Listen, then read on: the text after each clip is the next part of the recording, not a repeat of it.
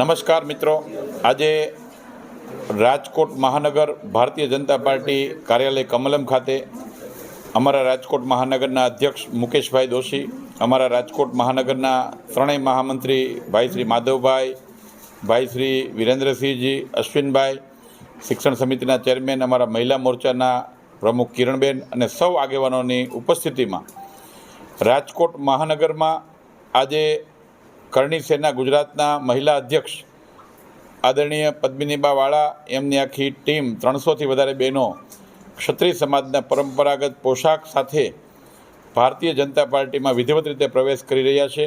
હું ગુજરાત પ્રદેશ ભાજપ વતી આદરણીય પદ્મિનીબા અને એમની આખી સમગ્ર ક્ષત્રિય સમાજની નારી શક્તિ સમગ્ર બહેનોનું ભારતીય જનતા પાર્ટી ગુજરાત પ્રદેશ વતી સ્વાગત કરું છું ને એમના આ નિર્ણયને આવકારું છું.